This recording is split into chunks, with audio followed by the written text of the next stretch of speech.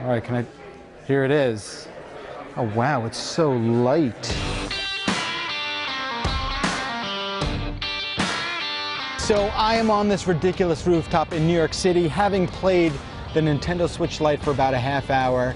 And I gotta say, going into this event, I was most curious about who exactly is this for? I mean, it's not for me. I already own a Switch.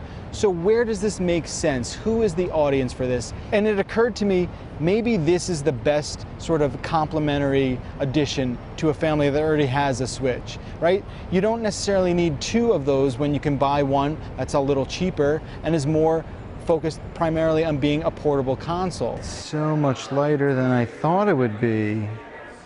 And you know what, like my biggest worry off the bat was that the screen was going to be too small, but it doesn't feel like it's too small. And man, I already want this D-pad on the Switch I currently have.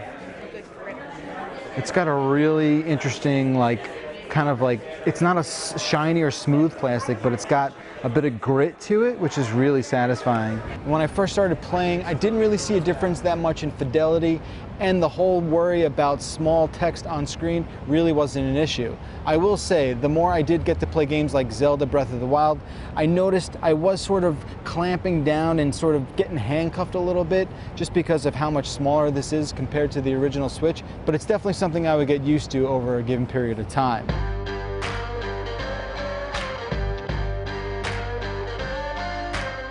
You know, playing an action game like this as opposed to Mario Kart, you're really gripping this thing a lot more sort of aggressively.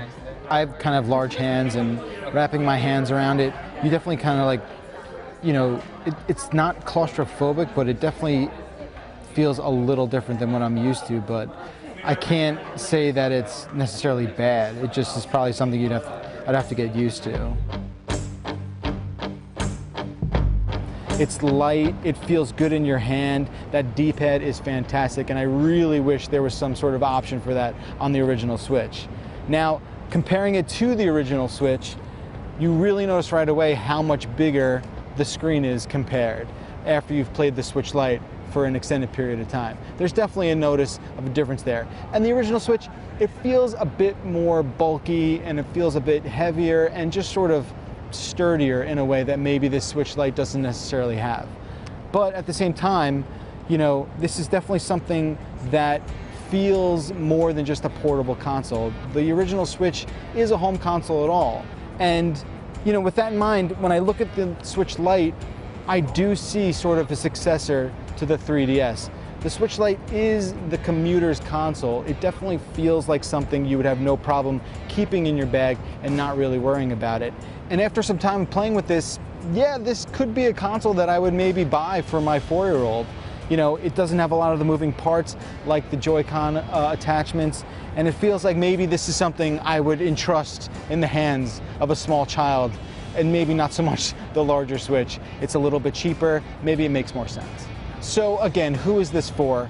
Well, it's someone who wants access to that amazing Switch library, but not at that initial investment that you have to make in the original Switch.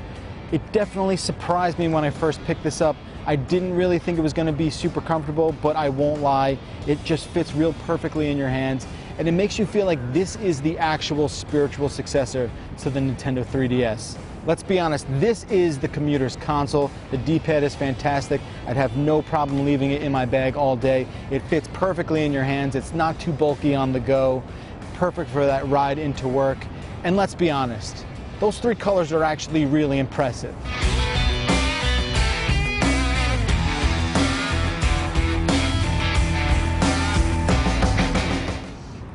Oh, this works real nice. Oh, that breeze. Fall, where are you?